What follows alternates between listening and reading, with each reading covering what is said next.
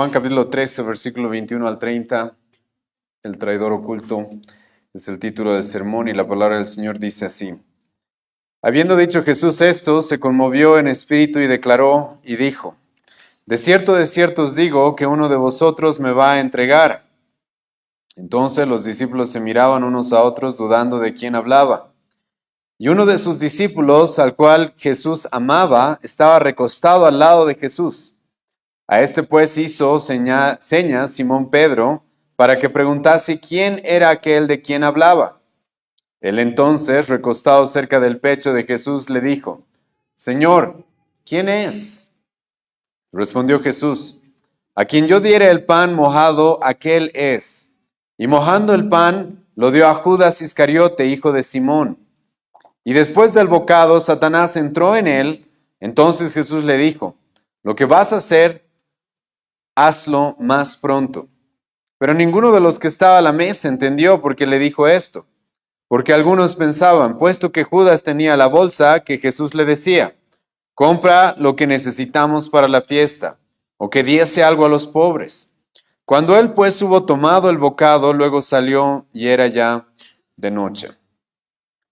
Bueno, hermanos, como ya saben, ya hemos estado viendo las últimas semanas en las exposiciones del Evangelio de Juan. Estamos a unas cuantas horas antes de la muerte de nuestro Señor Jesucristo. Estamos literalmente en la última cena antes de que nuestro Señor Jesucristo vaya a la cruz. Y es inevitable, hermanos, llegando ya a este punto en el ministerio de nuestro Señor Jesucristo, el hablar de Judas. El hablar de Judas, el traidor.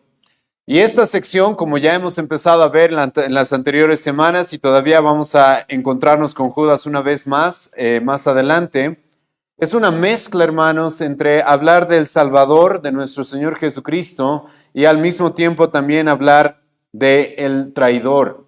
Esto, hermanos, es algo que tenemos que tocar en este Evangelio y es algo que sinceramente no solamente se ve en el Nuevo Testamento, este tema de que se levanten hombres que traicionen a su familia, que traicionen a su pueblo, que traicionen a sus maestros. Esto sinceramente, hermanos, es algo que se ve a lo largo de toda la Escritura. Desde el principio vemos un traidor. Caín traicionó a su hermano Abel. Después Labán traicionó a Jacob engañándolo. José fue traicionado por sus hermanos. Dalila traicionó a Sansón. Absalón, el hijo de David, traicionó a su propio padre. Ahitofel, como hemos visto la semana pasada, traicionó también a David. Incluso en los libros extrabíblicos, como en Macabeos, se nos presentan diferentes traiciones, las cuales, hermanos, siempre han sido parte de la historia del pueblo de Israel y parte de la historia del pueblo de Dios. Y la traición específicamente, hoy día vamos a ver a Judas una vez más, el traidor. Hermano, es un pecado muy terrible. ¿Por qué? Porque la traición involucra muchos otros pecados. La traición, hermanos, involucra hipocresía. La traición involucra mentira. E incluso, como vamos a ver el día de hoy, la traición de Judas, hermano, terminaría en el asesinato de un hombre justo, de un hombre inocente. No es algo que debemos tomarnos a la ligera, hermanos, el ser un traidor. Como les acabo de mencionar, lamentablemente, el que un hombre traicione a otro involucra muchos otros pecados. Pero esto, hermanos, aparte de lo que vamos a ver sobre Judas, debería también prepararnos a ti y a mí para lo que probablemente vamos a vivir en nuestra vida cristiana. Jesucristo más adelante le va a decir a sus discípulos que lo que ellos vieron que Él sufrió es lo que deberían esperar también ellos. La realidad, hermanos, es de que nosotros como cristianos y si seguimos a nuestro Señor Jesucristo es inevitable que también nos pasen este tipo de cosas. Te recuerdo de que el apóstol Pablo, terminando su vida, él mismo va a decir, todos me han abandonado. Él mismo va a decir, 2 Timoteo capítulo 4, nos va a mencionar un tal Demas, que prefirió el mundo antes de seguir la obra que había comenzado con el apóstol Pablo. Y hermanos, esto va a ser parte de la vida cristiana y no debería sorprendernos cuando nos suceda. ¿Por qué? Porque a nuestro mismo Señor Jesucristo le sucedió. Nuestro mismo Señor Jesucristo, como ya hemos empezado a ver la semana pasada y hoy día también vamos a ver, compartió de una manera muy cercana con un hombre. Tuvo una relación muy cercana con Judas. Como vamos a ver el día de hoy, Jesucristo, hermano, trató a Judas por los 3 años de ministerio que él tuvo como un amigo, como un hermano, como un discípulo, incluso quizás como una especie de hijo. Y aún así, pero Judas decidió traicionarlo. Y hermanos, como les he mencionado, esto es algo que deberíamos esperar como cristianos y sinceramente creo que al mostrarnos estos pasajes del Nuevo Testamento nos está preparando para cuando esto nos suceda, porque es algo que puede sucedernos. Pero en medio de esto, hermanos, este pasaje también nos va a mostrar cómo debemos confiar y sostenernos y estar seguros en Dios.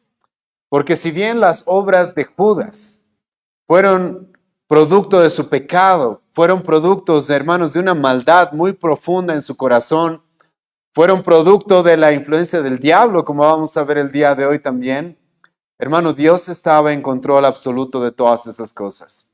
Y te ruego también tomar esto muy en cuenta cuando estudiamos este tipo de pasajes, porque hermano, Jesucristo ya nos dijo la semana pasada, hoy día vamos a ver un poco más de eso, y es de que a pesar de la maldad de Judas, a pesar de su pecado, a pesar de sus malas intenciones, ¿quién estaba en control todavía de todo, hermano?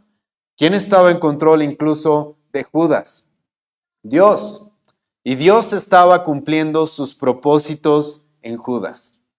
Y hermano, esto es algo muy importante que tú y yo reconozcamos. ¿Por qué? Porque cuando nos pase esto, cuando haya gente que nos traicione, cuando haya gente que nos odie sin motivo, hermano, recuerda esto, Dios está en control y Dios está cumpliendo sus propósitos.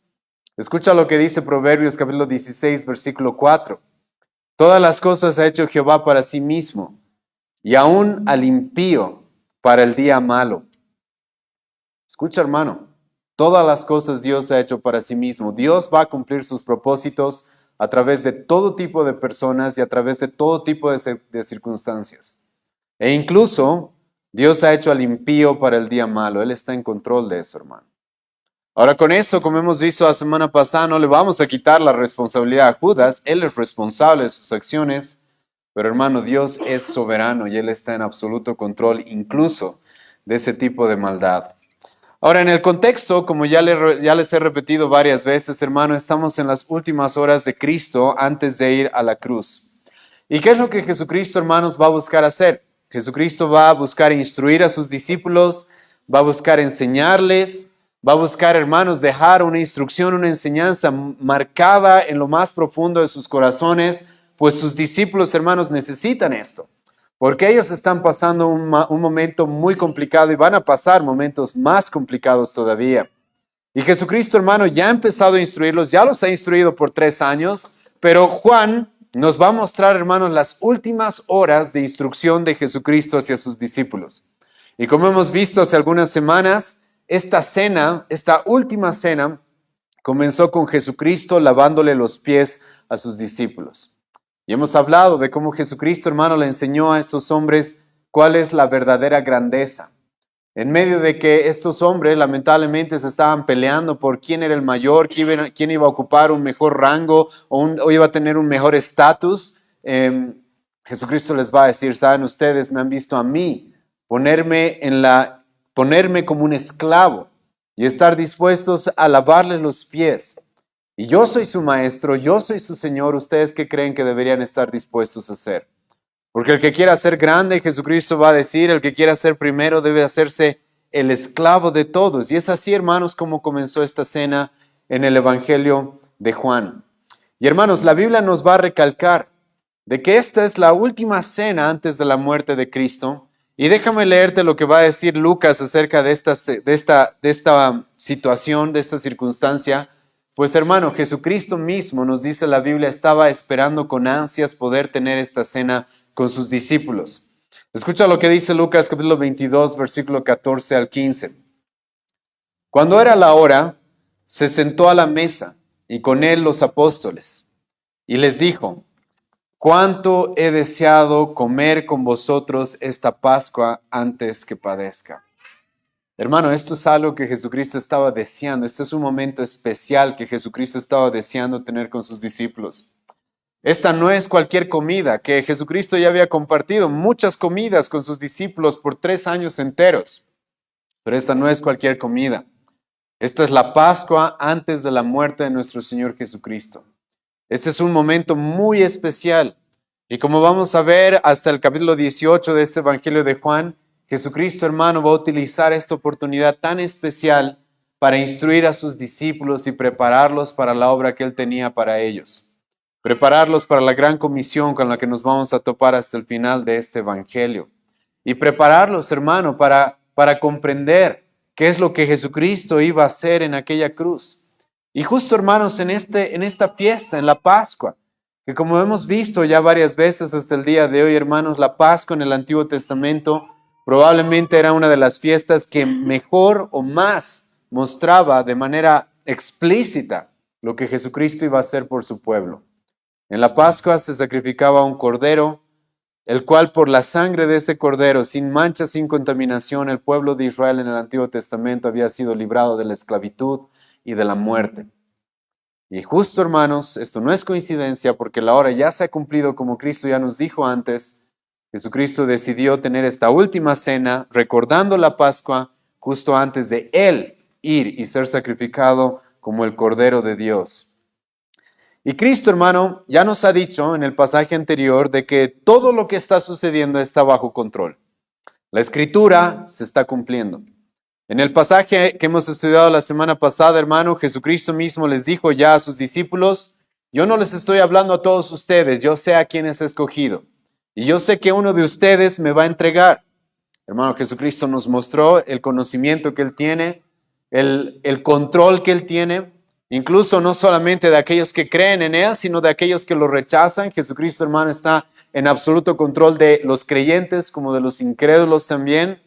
Y Jesucristo ya les dijo a sus discípulos y a ti y a mí también, hermanos, de que a pesar de lo que Judas iba a hacer, todo hermano estaba dentro de los planes de Dios.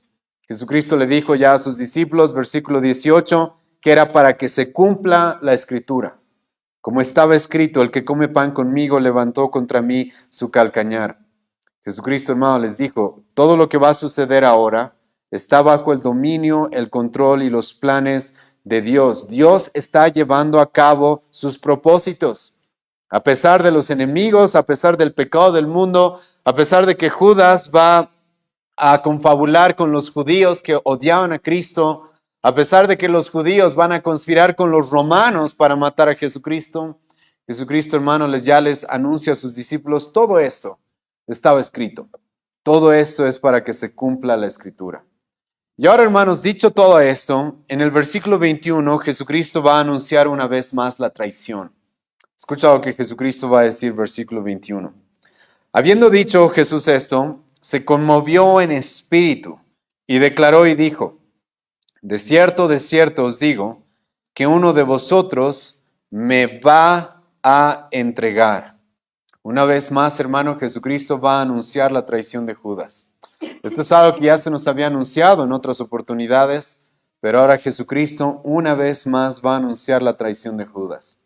Pero hay varios detalles, hermano, que no me quiero saltar y que es necesario para equilibrar todo lo que hemos visto hasta el día de hoy respecto a la soberanía de Dios en nuestras vidas.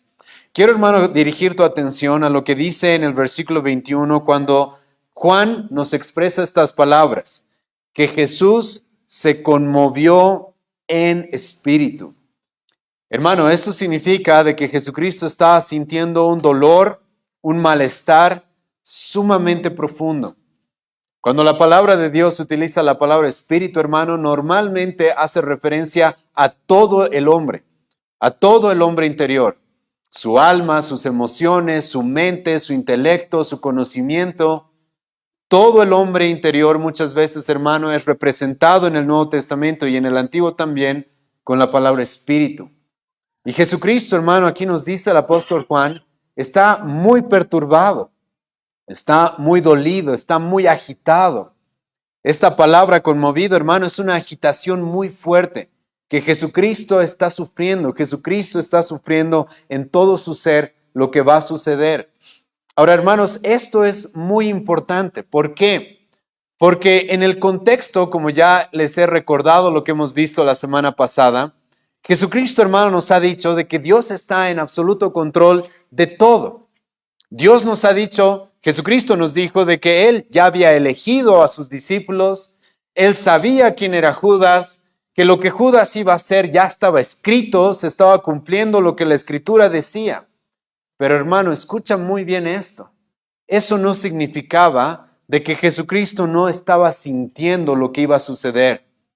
Eso no significaba, hermano, de que a Cristo no le afectaba emocionalmente, espiritualmente, en su interior, la maldad de Judas. Y hermano, esto es muy importante porque muchas veces se comete este error. Los que creemos, hermano, lo que la Biblia dice acerca de la soberanía de Dios, muchas veces terminamos en lo que se conoce como un determinismo frío. Ahora déjenme explicarles mis palabras. ¿Qué significa este determinismo frío? Como Dios, hermano, ya ha decretado todo y como Dios está en control de todo, entonces, bueno, todo ya está dicho, todo va a pasar, entonces, ¿por qué nos preocupamos? ¿Por qué sentimos? Entonces, y hermano, escucha, eso no está bien. Escucha, Jesucristo no va a reaccionar así. Jesucristo podría haber dicho o no, sabes, todo está escrito, entonces lo que Judas va a hacer, ¿qué importa? Igual, estaba dentro de los planes. Jesucristo, hermano, no va a reaccionar de esa manera. Porque a pesar de que todo ya estaba escrito, hermano, a pesar de que todo está bajo el dominio de Dios y todo estaba planificado, hermano, eso no significa de que Cristo no sintiera la maldad del hombre, de que Cristo de manera temporal, en el momento histórico en el que él estaba junto con sus discípulos, no sintiera el pecado de este hombre y la tremenda corrupción que él estaba mostrando. Aparte, hermano, Jesucristo está a punto de ir a la cruz. Y el hecho de que él sabía de que los propósitos de Dios se estaban cumpliendo, hermano, eso no hizo a Jesucristo un hombre frío, un hombre tosco. Y hermano, como te menciono, esto es importante cuando hablamos de la soberanía de Dios. Este es un equilibrio muy importante. Porque a veces cometemos el error, hermanos, de que cuando vemos personas dentro de la iglesia sufrir, vamos y les decimos, hermano, todo está en control o no. Y esperamos de que cuando les decimos todo está en control, Dios está cumpliendo sus planes, entonces la persona ya no sienta dolor, ya no sienta tristeza.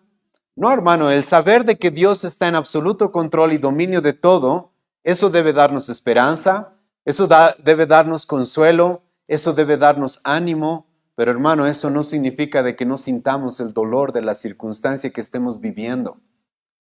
Y el ejemplo de Jesucristo en este versículo es claramente ese. Él nos acaba de decir, todo ya está escrito. Él nos acaba de decir, los planes de Dios se están cumpliendo. Yo los he escogido a ustedes y yo mismo he escogido a Judas sabiendo lo que él iba a hacer. Pero hermano, eso no significó de que Jesucristo no sienta en su alma, en su corazón, la terrible maldad que estaba a punto de perpetrarse contra él. Y hermano, esto no solamente es un ejemplo que encontramos en Jesucristo, sino que la Biblia, y ahora esto es muy importante, que la Biblia misma, hermano, el apóstol Juan nos dijo de que en quién nosotros conocemos a Dios. ¿Quién es el que nos da a conocer a Dios? Cristo, eso nos dijo el apóstol Juan en el capítulo 1. El apóstol Juan nos dijo, nadie vio a Dios jamás. En el Hijo de Dios, en Cristo, es en quien podemos conocer a Dios. Y hermano, lo que estamos viendo acá es por eso que no es coincidencia de que es algo, hermano, que también vemos en el Antiguo Testamento. Hermano, Dios conoce todas las cosas. Dios sabe absolutamente todo. La Biblia dice de que Él dice lo que va a suceder desde antes de que suceda. Él conoce el principio y el final. Él está fuera del tiempo. Él conoce absolutamente todo. Pero ve conmigo a Génesis capítulo 6, versículos 5 al 6. Escucha lo que se va a decir de Dios cuando Él vio la maldad en este mundo. Y escucha, hermano, lo que se va a decir de Dios. Porque es algo muy parecido a lo que estamos viendo ahora en el Evangelio de Juan sobre Jesucristo. Escucha Génesis 6, versículos 5 y 6. Y vio Jehová que la maldad de los hombres era mucha en la tierra, y que todo designio de los pensamientos del corazón de ellos era de continuo solamente el mal. Y se arrepintió Jehová de haber hecho al hombre en la tierra. Y escucha estas palabras. Y le dolió en su corazón. Hermano, ¿te acuerdas lo que el apóstol Pablo dice en el Nuevo Testamento sobre el Espíritu Santo? El apóstol Pablo dice que el Espíritu Santo puede ser ¿qué? Contristado.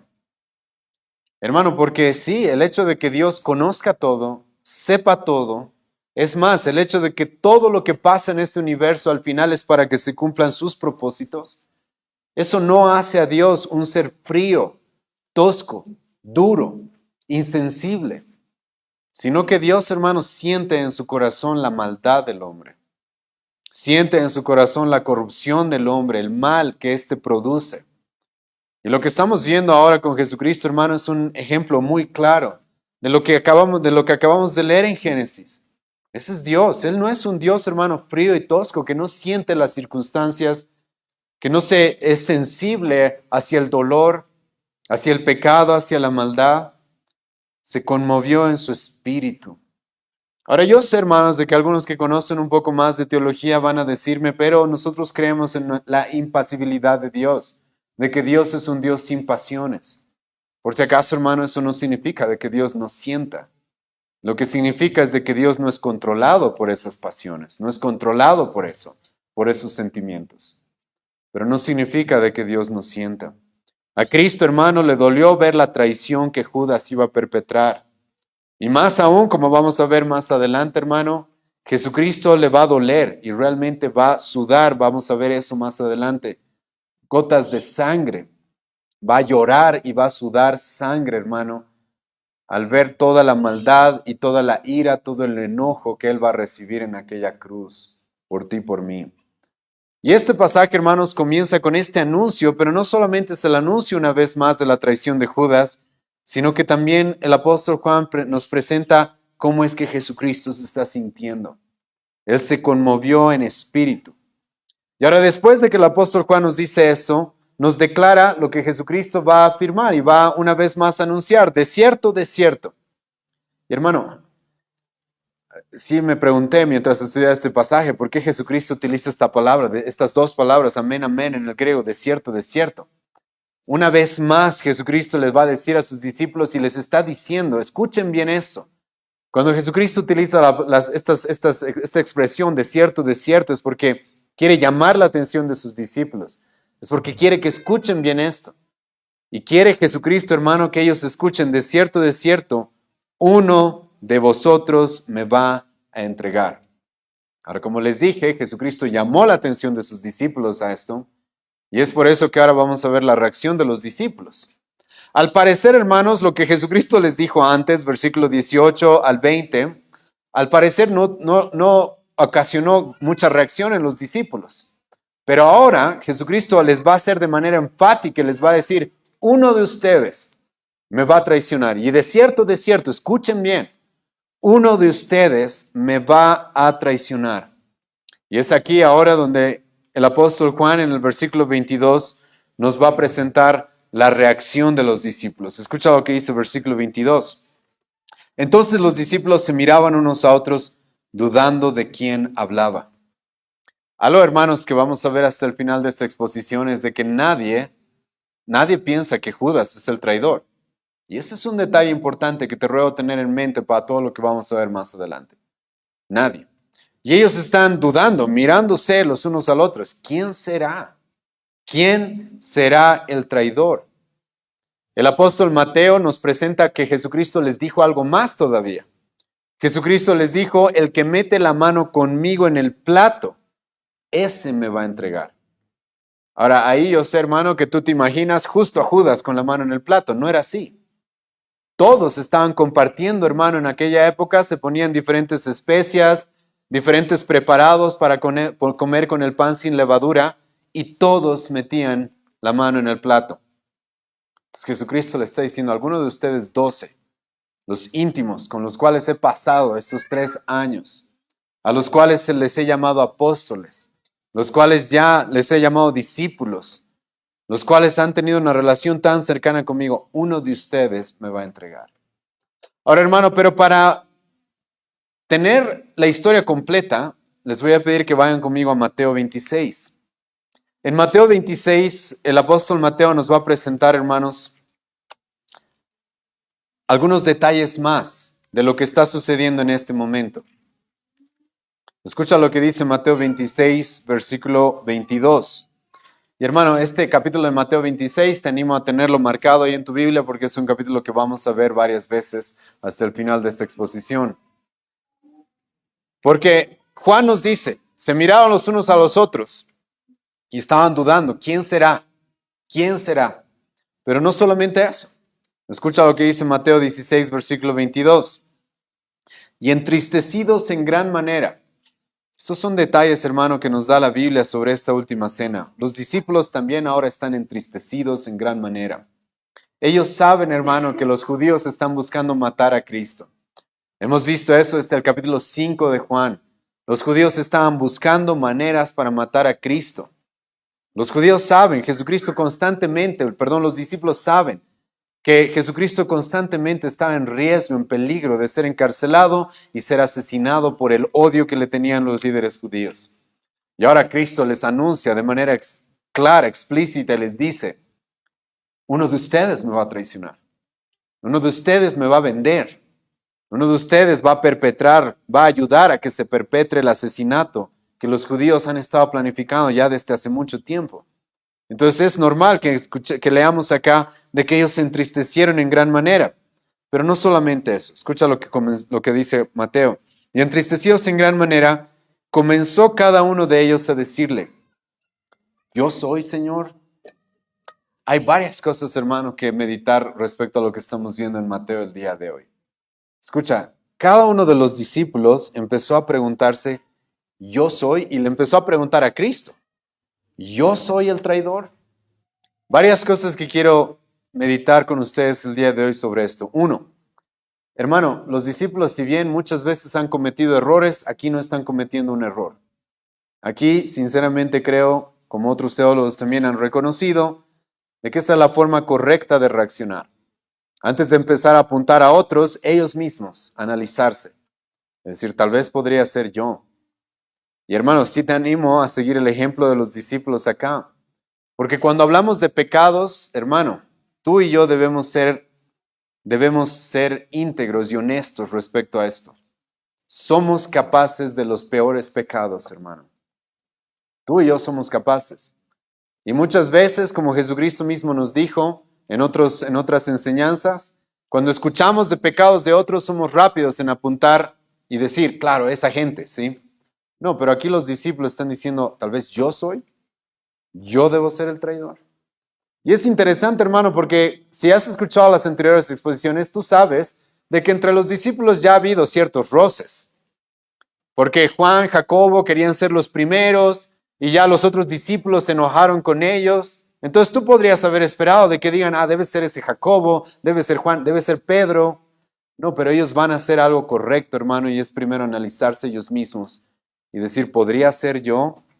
Y la realidad, hermano, es de que cualquier hombre fuera de la gracia de Dios es capaz de cualquier tipo de pecado, incluso de traicionar a Jesucristo. Y eso es importante respecto a esta reacción. Ahora, hay otra cosa más. Como ya les he adelantado, hermano, escucha, nadie sospecha de Judas. Nadie sospecha de Judas. Incluso se están preguntando ellos mismos, ¿seré yo? Esto claramente, hermano, nos muestra que nadie sospecha de Judas. Más adelante en el mismo Evangelio de Juan, en el pasaje que estamos estudiando, vamos a ver lo mismo. Nadie sospecha de él. Y hermano, escucha, este es el peligro por si acaso de los falsos creyentes. Los falsos creyentes que traicionan a Cristo, traicionan la fe, hermano, normalmente nadie sospecha de ellos. Y que no te asombre, y a mí, hermano, gracias a Dios, porque conozco este tipo de pasajes, hermano, a veces los cristianos son muy ingenuos. Porque hay personas que traicionan la fe, que traicionan realmente el camino que Jesucristo nos ha mostrado, pero las personas dicen, no, pero Él es tan bueno, pero Él lee tanto, pero Él estudia, pero Él ora, Él siempre está preocupado por temas espirituales. Obvio, hermano. Porque los falsos creyentes, hermano, no vienen con un cartel diciendo soy un hipócrita. No. Satanás, hermano, se viste como ¿qué? Como ángel de luz se viste. Y te puedo asegurar que aquellos que lo siguen también hacen lo mismo. El apóstol Pablo nos va a decir, 2 Timoteo capítulo 3, de que en los postreros tiempos, en los postreros días, se van a introducir hombres dentro de la iglesia, los cuales, hermanos, son hombres completamente malvados, pero tienen apariencia de piedad. Y hermano, Judas es un ejemplo muy claro de esto. porque nadie está sospechando de él. Y hermano, porque él parecía como cualquier otro de los apóstoles, parecía un hombre fiel a Cristo y nadie sospechaba de él. Pero detrás de toda esa máscara, hermano, él estaba a punto de perpetrar la peor traición que un hombre pueda haber recibido en la historia de la humanidad. Estaba a punto de traicionar al Hijo de Dios. Y hermano, te ruego que tomes muy en cuenta esto. Ahora, hermano, que esto no te lleve ahora a desconfiar de todo el mundo, ¿sí? Pero hermano, no podemos ser ingenuos. Los falsos maestros, los falsos hermanos, los hipócritas, los falsos creyentes, hermano, muchas veces parecen los más devotos, los más espirituales. Muchas veces son las personas de las que todos dirían, no, él no, ¿sí? De la que nadie dudaría. Y hermano, ten cuidado con este tipo de personas.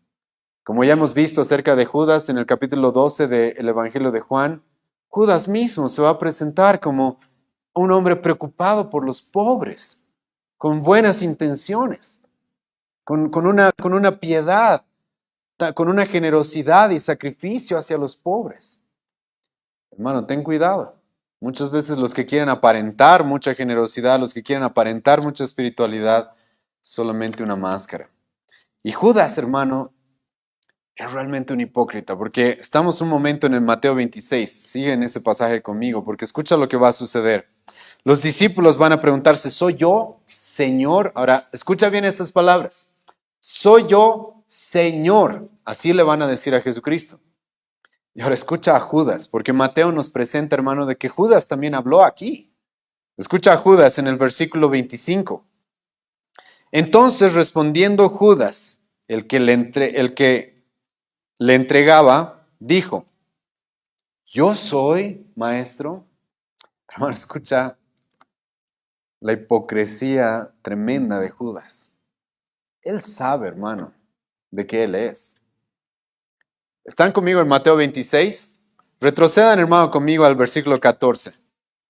Escucha lo que Mateo nos dice que Judas ya hizo. Judas ya hizo. Escucha el versículo 14. Entonces uno de los 12, que se llamaba Judas Iscariote, fue a los principales sacerdotes y les dijo, ¿qué me queréis dar y yo os lo entregaré? Y ellos le asignaron 30 piezas de plata y desde entonces buscaba oportunidad para entregarle. Escucha eso, hermano. Judas ya había hecho los planes. Judas ya había hecho el complot contra Cristo.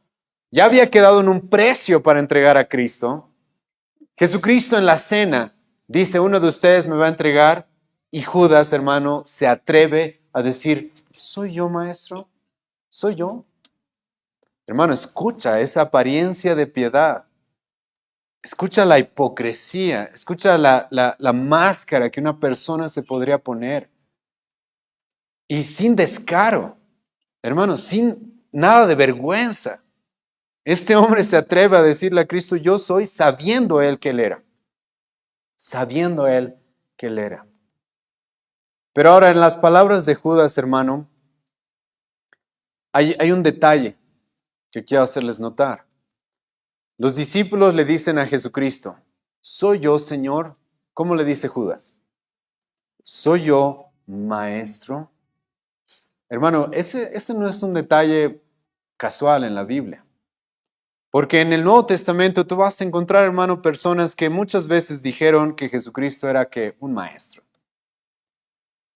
Nicodemo, capítulo 3 del Evangelio de Juan, se acercó a Jesucristo diciéndole, sabemos que tú eres un maestro. ¿Y Nicodemo era cristiano? No. Nicodemo no era cristiano. Nicodemo no había nacido de nuevo. No había entendido el Evangelio. Pero le llamó maestro. En el Nuevo Testamento tú vas a encontrar, hermano, personas, y hasta el día de hoy vas a encontrar personas que van a estar dispuestas a decir, Cristo es un maestro. Ah, no, pero Él no es el Señor. Él no es Dios. Él no es el único Salvador del mundo. Eso no. Maestro sí. Y hermano, a mí me preocupa la gente que dice que Jesucristo es maestro. Que dice que Jesucristo es un maestro. ¿Por qué? Porque la realidad es que quizás no están en una mejor posición que Judas. Y hay un motivo, hermano, por el cual Judas utiliza esta palabra. Los apóstoles le van a decir Señor. Judas le va a decir maestro. Y hermano, claramente Judas no tenía ningún temor hacia Jesucristo. Judas verdaderamente estaba negando incluso lo que él había visto. Y realmente es muy increíble cómo Judas cree que puede engañar a Jesucristo. Hermano, Judas vio que Jesucristo tenía un conocimiento como ningún otro hombre. Judas vio eso a través del ministerio de nuestro Señor Jesucristo. Una y otra vez Jesucristo va a mostrar eso, de que él conocía lo que había en el corazón del hombre, sin que nadie le dijera nada. Judas vio el poder que Jesucristo tenía sobre la creación, sobre el universo, sobre las enfermedades, sobre Satanás. Él vio todo eso. Pero aún así, hermano, ¿cree que puede engañar a Cristo? Sí, cree que puede engañar a Cristo. No hay temor de Dios en él. Y se está animando a decirle a Cristo, ¿seré yo? ¿Seré yo, maestro? Hermano, esa es la hipocresía de los falsos creyentes. Y esa es la apariencia de piedad, la máscara que se ponen, la corrupción, la sinvergüenzura y el descaro que muchas personas tienen queriendo aparentar que son cristianas, queriendo aparentar que están siguiendo a nuestro Señor Jesucristo. Ahora, es eso, hermano, lo que sucede. Vuelve conmigo a Juan, capítulo 13. En el versículo 22, Juan nos dijo la respuesta de los discípulos, perdón, la reacción de los discípulos. Entonces los discípulos se miraban unos a otros dudando de quién hablaba. Y como les he mencionado, para completar la historia necesitábamos ver lo de Mateo. Aquí cada uno estaba dudando de quién hablará. Los 11 están preguntándose, ¿seré yo, Señor? Judas, sabiendo y habiendo ya hecho planes para matar a Cristo, para entregar a Cristo, él también se va a animar a decirle, ¿seré yo, maestro? Y ahora, hermanos, después el apóstol Juan nos va a presentar la petición de Pedro y Juan. Escucha versículo 23 al 25. Aquí Pedro y Juan van a buscar pedirle a Jesucristo que les diga quién es. Escucha el versículo 23 al 25. Y uno de sus discípulos al cual Jesús amaba estaba recostado al lado de Jesús. A este pues hizo señas Simón Pedro para que preguntase quién era aquel de quien hablaba.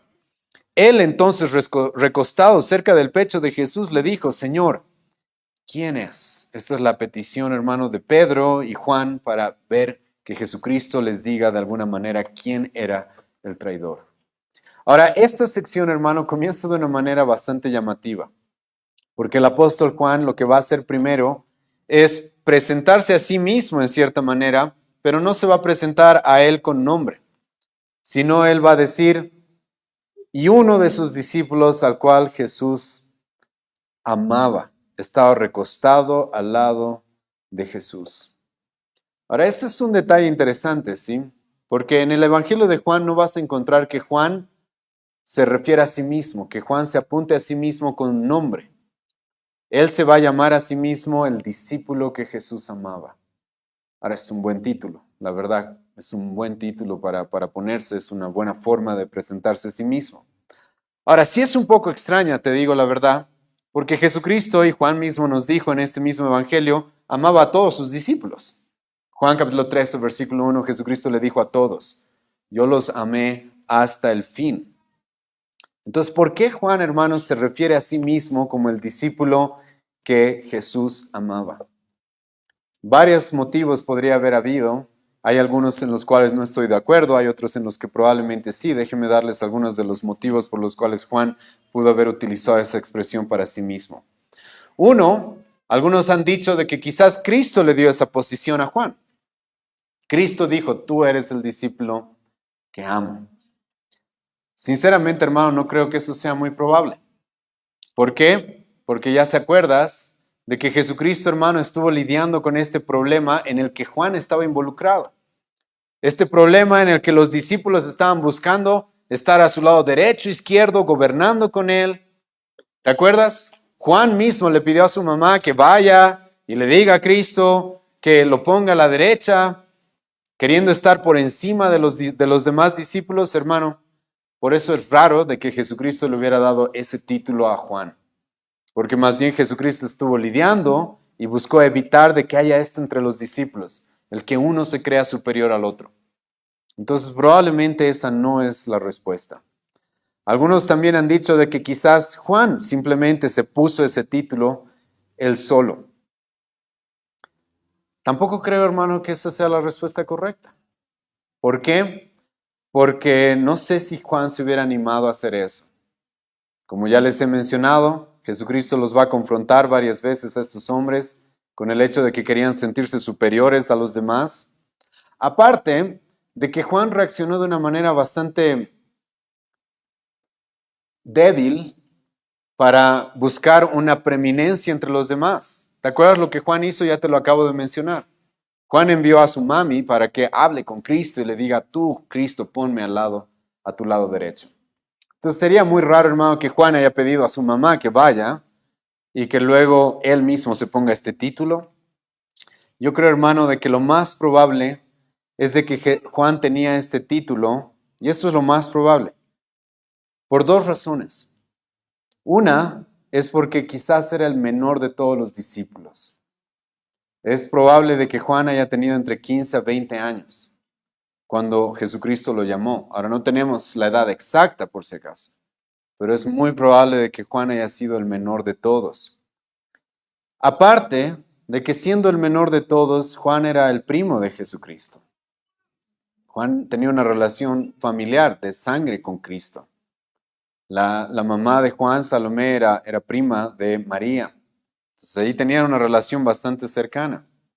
Y Jesucristo, hermano, siendo el mayor entre sus hermanos, él era el primogénito de María, entre otros hermanos, siendo el mayor probablemente entre sus primos, no de todos, pero teniendo un rol especial de autoridad sobre ellos, aparte de que es el Mesías, aparte de que es el Hijo de Dios, es muy probable de que por la edad de Juan y por la familiaridad que tenían, Jesucristo haya tenido una especie de trato especial con Juan, no para darle un estatus sobre los demás, sino simplemente por la edad que tenía y la relación que tenía con él. Es muy probable de que Jesucristo tuvo una relación especial con él. Sabemos de que Juan estaba entre los 3 discípulos más cercanos a Cristo. ¿Quiénes eran los 3 discípulos más cercanos? Pedro, Jacobo y Juan. Y Juan, como dije, siendo el menor entre todos, hermano, es probable de que él haya tenido eso, haya tenido esa relación tan cercana con Jesucristo. Entonces, estos son algunos de los motivos, ¿sí? Pero lo que sí se nos dice acá es de que Jesús lo amaba y de que Juan estaba recostado al lado de Jesucristo. Ahora, hermano, estar recostado al lado de Jesucristo, esto es por qué. En aquella época las cenas, hermano, eran en unas mesas que no eran las mesas que nosotros tenemos, eran unas mesas casi al nivel del suelo. Y las personas se sentaban alrededor de la mesa y se recostaban hacia un lado por comodidad y para compartir. Y Juan, hermano, en este momento sí está sentado o a la derecha o a la izquierda de Jesucristo. Y eso significaba en la cultura judía, hermano, de que por algún motivo Cristo sí quiso darle un espacio especial a Juan. Un espacio especial a Juan de cercanía. Ahora, aparte de esto, hermano, escucha, adelántate conmigo al versículo 25, porque se nos da un detalle más. Él entonces, recostado cerca del pecho de Jesús, le dijo, Señor, ¿quién es? Aquí se nos presenta de que Juan incluso estaba recostado sobre el pecho de Jesucristo o muy cercano al pecho de Jesucristo. Hermano, esto es algo que se daba por la cercanía que las personas tenían. Yo sé, hermano, de que en nuestra época este tipo de pasajes son extraños y a algunos incluso les incomoda porque ver a 2 hombres, uno tan cerca del otro, es incómodo para mucha gente. ¿Por qué? Por el impacto que tenemos de la inmoralidad en nuestra época con el homosexualismo, por ejemplo. Pero en aquella época, hermano, no había ese tipo de cosas. Sabemos que en el Medio Oriente, hermano, mucha gente, e incluso entre los varones, Pablo mismo va a decir, salúdense con ósculos santos, ¿sí? Había expresiones de cariño, las cuales no tenían ningún tipo de corrupción o de pecado, sino eran simplemente expresiones de cariño. Y tú puedes ver a Jesucristo quizás aquí como un padre a Juan. Te recuerdo, hermano, de que Jesucristo le va a dejar su madre a Juan. Jesucristo siendo el primogénito de María, va a tener una relación especial con Juan y quizás un rol incluso, como he mencionado, de una especie de padre. Y entonces lo tiene a Juan tan cercano que incluso este pasaje nos dice de que estaba muy cercano o echado sobre el pecho de Jesucristo. Ellos tenían una cercanía de amistad, de familia, que en aquella época, hermano, era algo que se podía ver sin mucho problema, sin mucho conflicto. Y Juan nos presenta esto acerca de él. Y entonces el apóstol Pedro, sabiendo de que Juan estaba tan cercano de Jesucristo, sabiendo probablemente esta relación tan íntima que Jesucristo tenía con Juan, escucha el versículo 24. A este pues hizo señas Simón Pedro para que preguntase quién era aquel de quien hablaba. Ahora, hermano, aquí es raro, no sé por qué Pedro no se haya animado a preguntar directamente.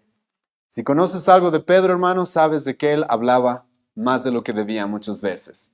Jesucristo mismo le va a decir en algún momento, Pedro, cállate, apártate de mí, Satanás, porque estaba hablando más de lo que debía. Ahora, ¿por qué Pedro no se anima a levantar la voz como normalmente hacía, como si fuera el representante de todos los discípulos? Uno de los motivos es de que quizás está humillado aquí Pedro. Porque te acuerdas lo que acaba de suceder. Jesucristo le quiso lavar los pies a Pedro y ¿qué hizo Pedro? No, Cristo, no me laves. Y Pedro lo va a tener que confrontar y le va a decir, Pedro, yo hago lo que yo quiero contigo, ¿sí? Y si no me permites lavarte los pies, no tienes parte conmigo.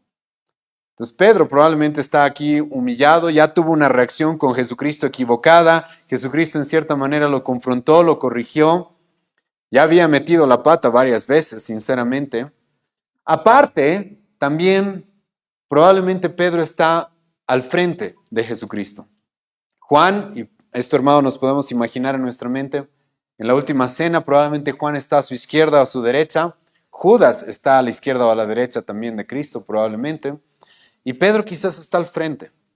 Entonces, para no hacer alboroto, para no hacer drama, quizás en una actitud de humillación de Pedro, Pedro prefiere esta vez no hablar, no levantar la voz como estaba acostumbrado, y más bien le dice a Juan, y ni siquiera le dice, como que le hace señas, nos dice el pasaje. Le hace señas de, pregúntale, ¿sí? Pregúntale quién es. ¿Y qué es lo que va a hacer Juan? Le va a preguntar a nuestro Señor Jesucristo quién es. Y Jesucristo va a responder. Escucha la respuesta de Cristo, versículo 26. Respondió Jesús, a quien yo diere el pan mojado, aquel es. Esto, hermanos, por si acaso, probablemente es algo que solamente escuchó Juan. Es muy probable. Es lo más probable en realidad. Porque como vamos a ver más adelante, Judas se va a ir a traicionar a Cristo. Y los demás discípulos van a seguir dudando, ¿por qué se habrá ido Judas? Debe haber ido a ayudar a los pobres, ¿sí? Entonces probablemente, hermanos, Jesucristo aquí está hablando solamente con Juan. Y le está diciendo, Juan, al que yo le dé el pan mojado, él es. Ahora, hermanos, como ya les he mencionado, en aquella época en las cenas era normal tener una especie de plato hondo en el cual se ponían diferentes especias y preparados para remojar ahí el pan sin levadura. Era algo normal, era acostumbrado. Pero aquí, hermanos, encontramos un detalle que es muy relevante en esta historia. Como ya les he mencionado, Juan está al lado de Cristo, pero adivina quién también está al otro lado de Cristo. Judas. Es muy probable, hermano, de que Judas está o a la izquierda o a la derecha de Jesucristo. Es por eso que Jesucristo le va a poder pasar el pan, le va a poder haber dicho esto a Juan y pasarle el pan a Judas sin que los demás se den cuenta o se percaten de lo que estaba sucediendo. Y hermano, esto es bastante grave. ¿Por qué?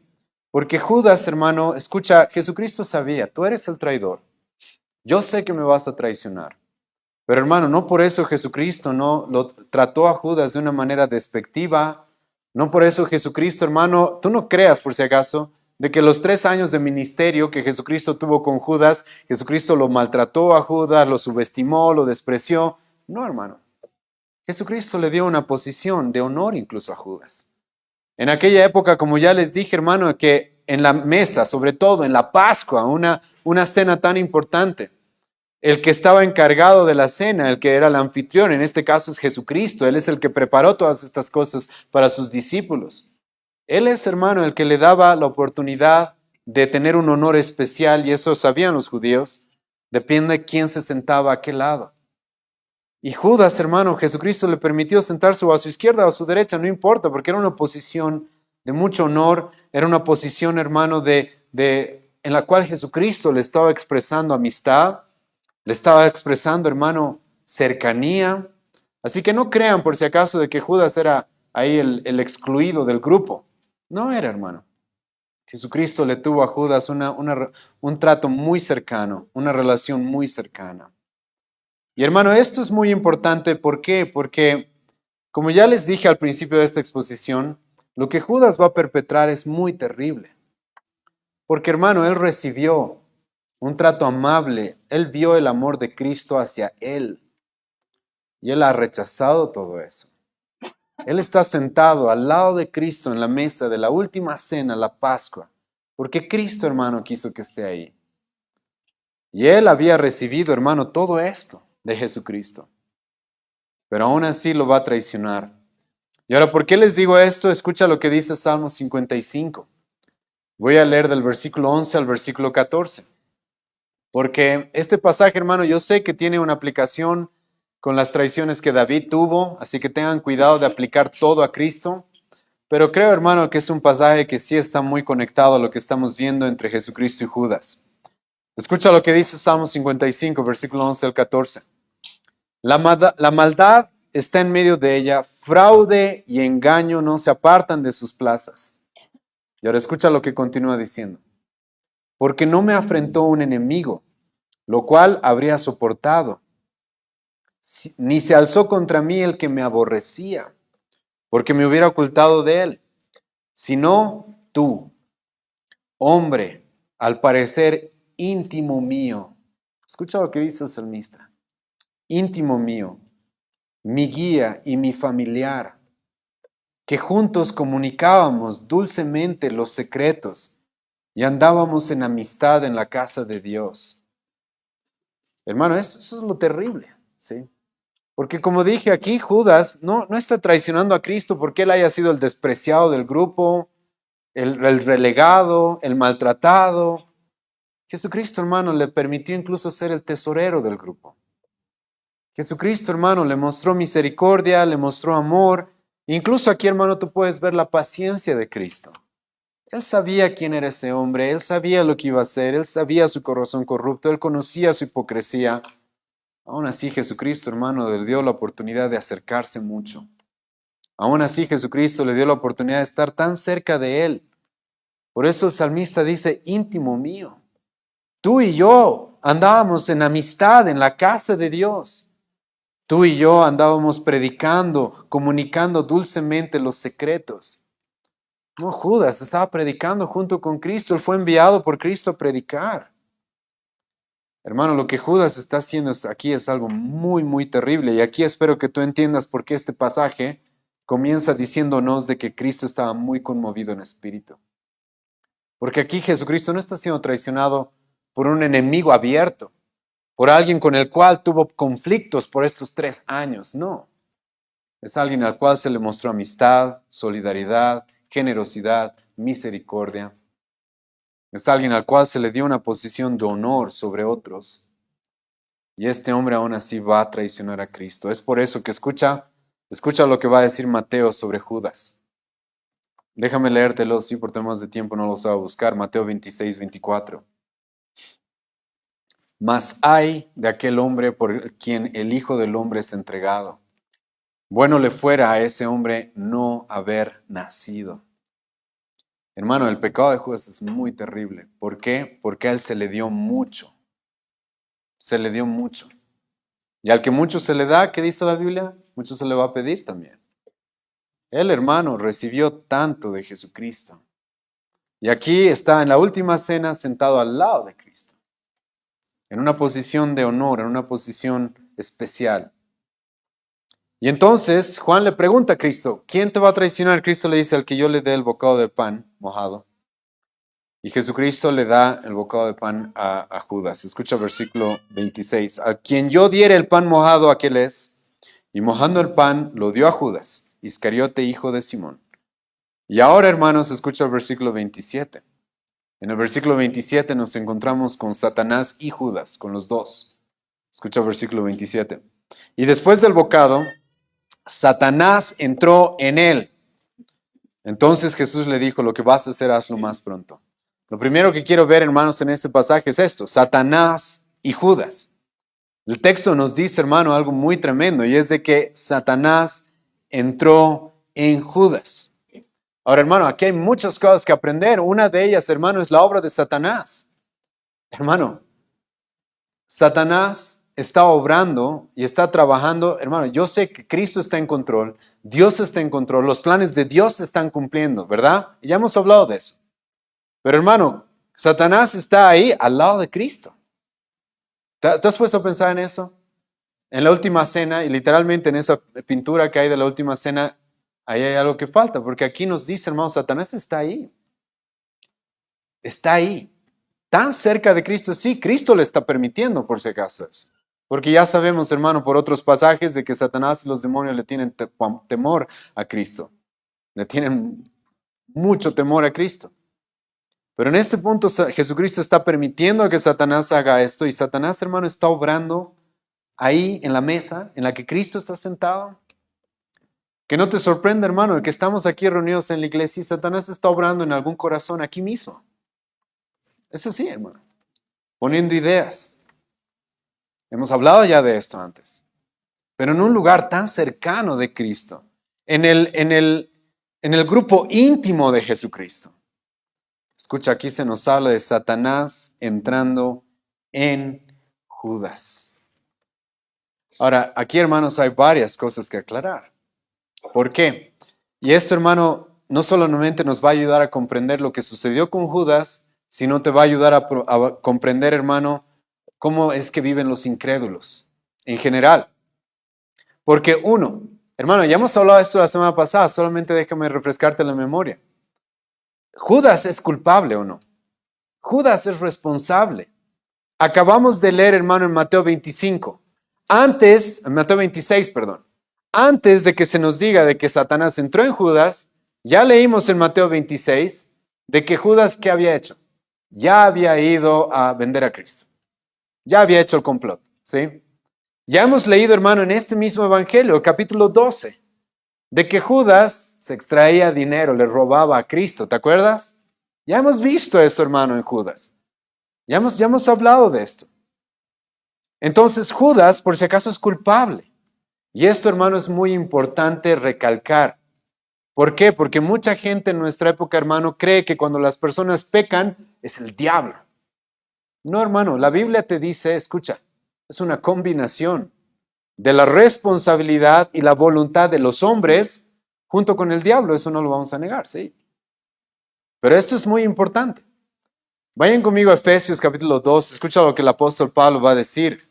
Y literalmente nos va a dar, hermano, esta combinación que les digo que se da en todo incrédulo.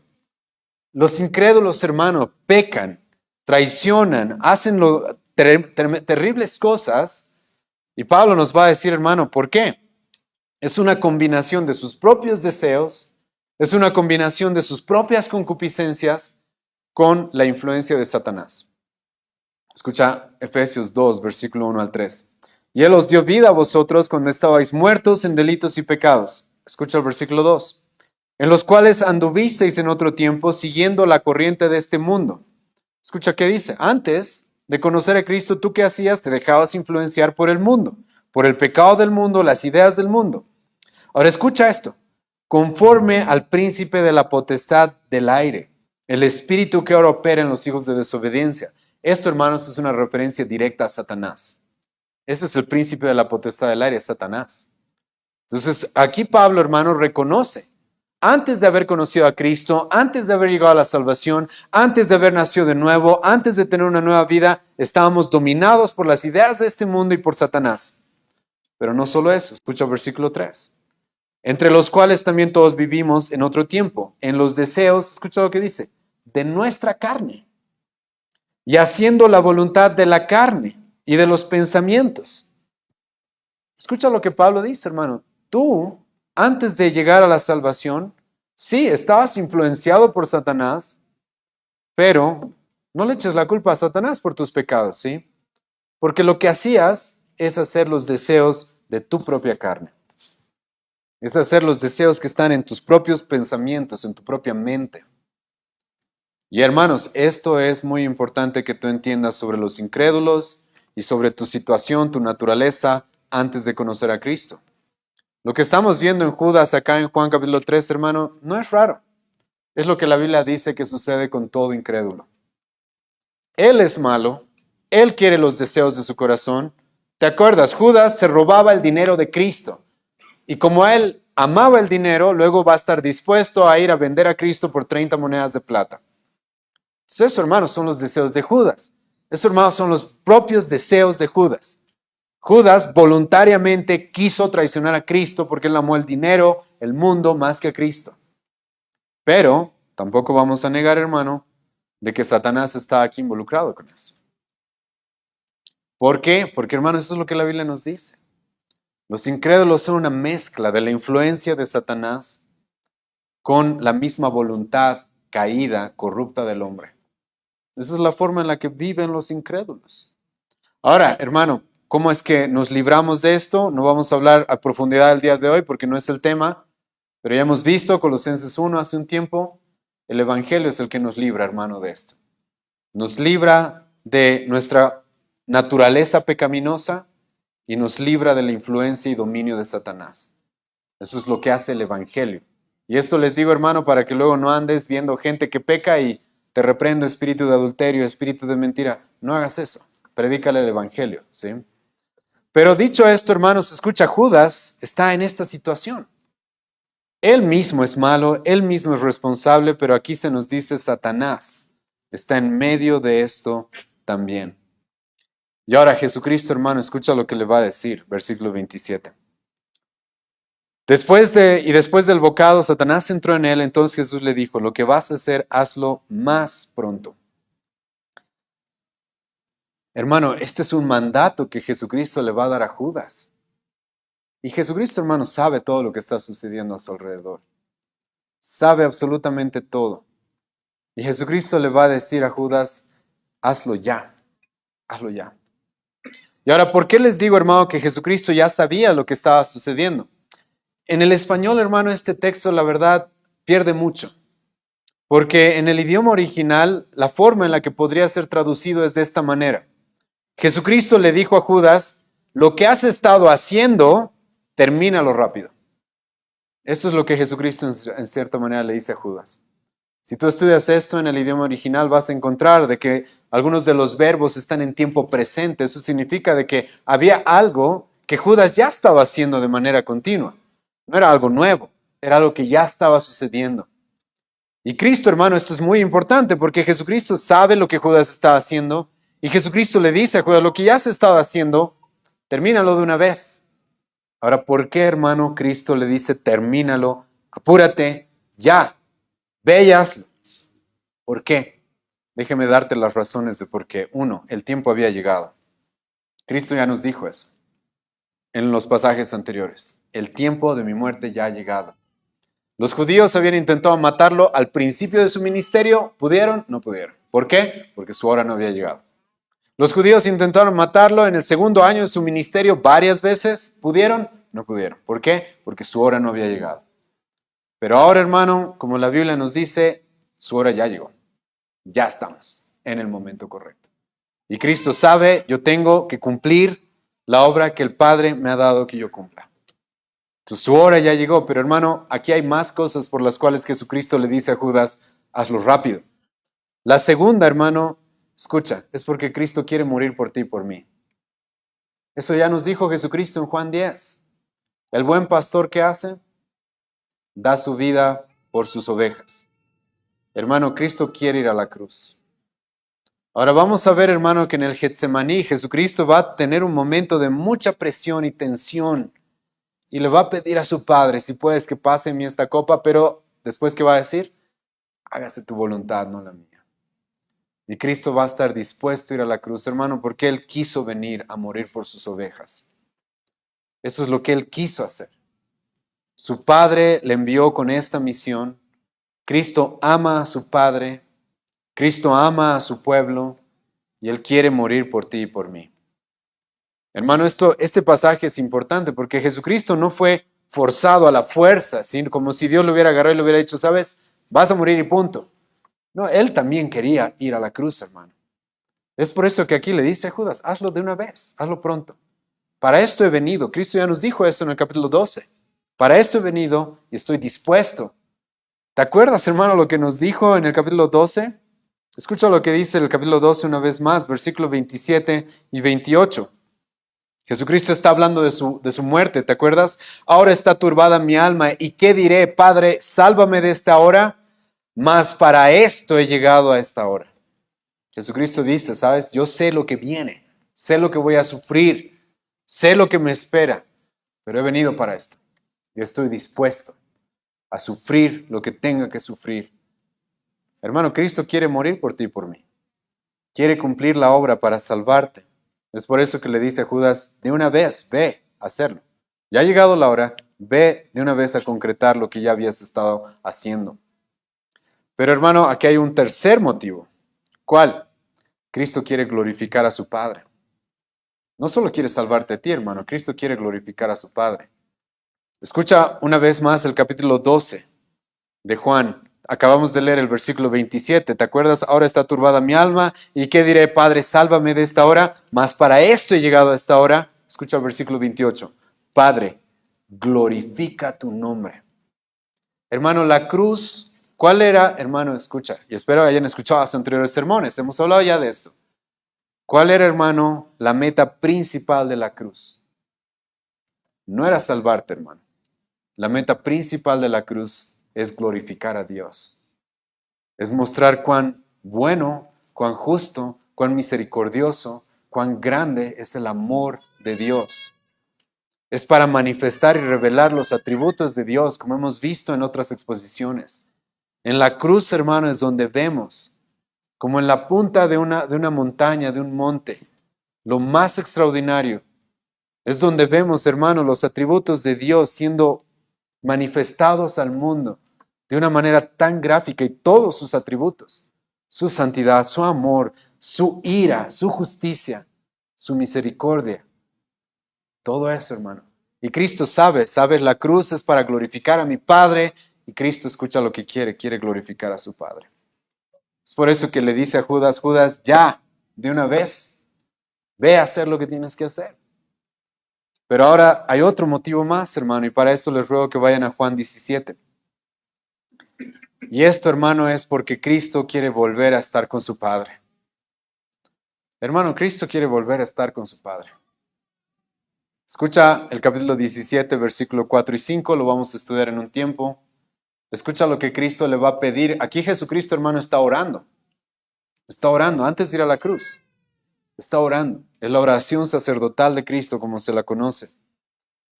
Y escucha lo que Cristo le va a pedir a su Padre. Juan capítulo 17, versículo 4 y 5.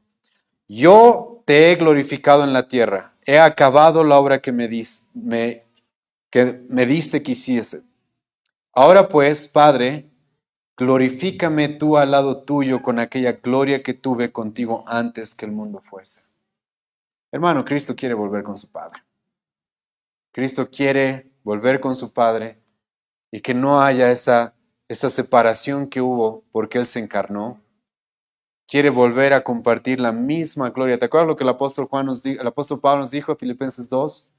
Él siendo igual a Dios, teniendo la gloria de Dios, se hizo hombre, se hizo esclavo por ti y por mí.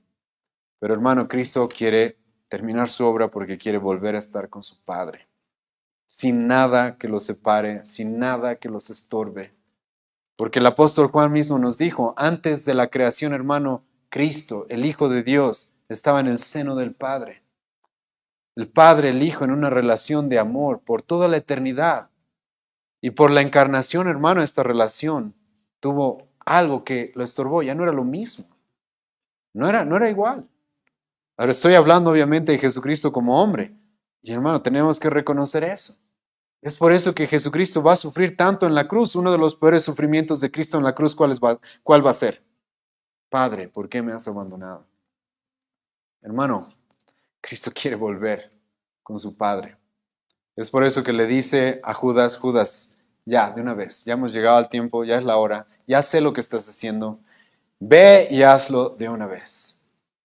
Ahora, después de esto nos encontramos con la confusión de los discípulos. Escucha lo que dice versículos 28 y 29. Pero ninguno de los que estaban a la mesa entendió por qué le dijo esto. Porque algunos pensaban, puesto que Judas tenía la bolsa que Jesús le decía, compra lo que necesitamos para la fiesta, o que diese algo a los pobres. Como les he adelantado, hermanos, aquí los discípulos están confundidos. Probablemente los únicos que saben quién es el traidor es obviamente Cristo, probablemente Juan, probablemente el apóstol Juan, porque te acuerdas, a Juan le dijo al que le dé el pan mojado, él es, pero Judas estaba al lado de Cristo, entonces probablemente aquí nos damos cuenta que los demás ni se dieron cuenta de nada. Entonces probablemente Cristo sabe quién es el traidor, Juan sabe quién es el traidor, Judas sabe quién es el traidor, obviamente, pero los demás, hermano, aquí nos dice, están confundidos, no saben. No saben quién es. Y una vez más, hermano, como te he mencionado, la sutileza y la hipocresía de los falsos hermanos. Nadie desconfía de Judas, hermano. Nadie. Nadie. Todos, incluso aquí puedes ver de que la mayoría están hablando bien de Judas. Porque dicen, seguro está haciendo algo que Cristo le pidió. Como un siervo obediente, ¿sí? Aunque es de noche, aunque estamos en la cena, Cristo tal vez le pidió que vaya y arregle algunas cosas y Judas, ay, tan bonito, sí, ha ido a obedecer a Cristo. Aún más, Judas, tan bueno, seguro tarde en la noche, en vez de cenar, ha preferido no cenar e ir a ayudar a los pobres. Imagínate, hermano, la mentalidad que tienen los discípulos de Judas. No dudan de él, no creen que él vaya a ser el... Y estamos, hermano, en el contexto en el que Cristo les acaba de decir, uno de ustedes me va a traicionar. Y de repente estos hombres ven a uno salir y ni se imaginan que es él. Su hermano es por los que ya hemos hablado. Satanás, hermano, como aquellos que le sirven, se visten como ángeles de luz. Así es como se visten. Y hermano, por mucha ingenuidad, aunque muchas veces simplemente por nuestra incapacidad, no podemos verlos. No podemos verlos. Y después los discípulos se van a dar cuenta, ah, era Judas. Después.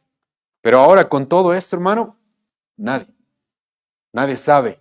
Literalmente están confundidos. Debe estar Judas yendo a ayudar a algo que Cristo le mandó. Debe estar yendo a ayudar a los pobres incluso. Pero no.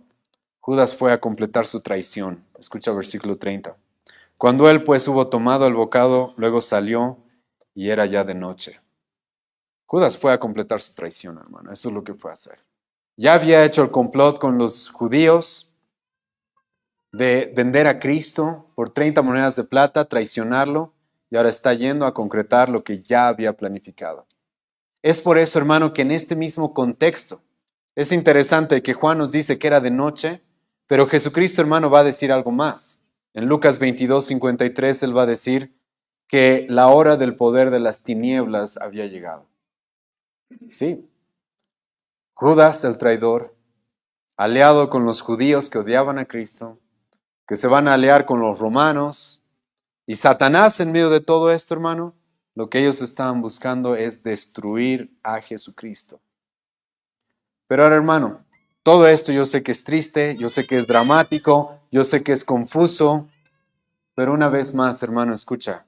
Esto, hermano, es muy importante en esta exposición. ¿Quién está cumpliendo sus propósitos? Hermano, Dios, en medio de las peores circunstancias.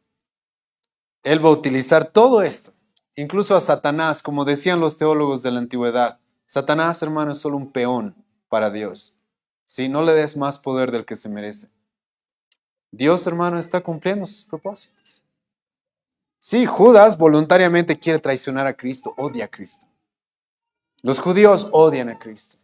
Los romanos, Pilato, un cobarde, va a permitir que muera un justo. Pero Dios, hermano, está cumpliendo sus propósitos. Él está en completo dominio del mal, del pecado, del traidor. Este es Dios, hermano. Y este es un Dios en el que tú y yo podemos descansar, podemos confiar en la peor de las circunstancias. Escucha lo que Cristo va a decir, hermano, justo en este contexto, justo en lo que hoy día hemos visto. Escucha, y lo he querido dejar para el final. Mateo 26:24. A la verdad, el Hijo del Hombre va según está escrito. En medio de toda esta maldad, hermano, los propósitos de Dios se están cumpliendo. por tu bien, por mi bien, para que tú y yo seamos salvos. Hermano, Dios había prometido que iba a venir un Salvador, que iba a morir por nosotros, ¿o no? Y hermano, escucha, aquí estás viendo la providencia de Dios. Él ha prometido, yo voy a mandar a un Salvador que muera por ustedes, para que no mueran ustedes por su pecado. Y ahora, ¿cómo va a hacer eso Dios, hermano? Muchos esperaríamos, no sé, de que Dios abra los cielos y mande a su hijo y él lo mate o algo así. No, escucha cómo actúa Dios, hermano. Está en control de las decisiones voluntarias y libres de los pecadores. Y en las peores circunstancias, está cumpliendo sus planes. Todo está yendo conforme a lo que está escrito. Y más vale que sea así, hermano, porque lo que estaba escrito es de que el Mesías iba a morir para salvar a un pueblo. Y eso se está cumpliendo.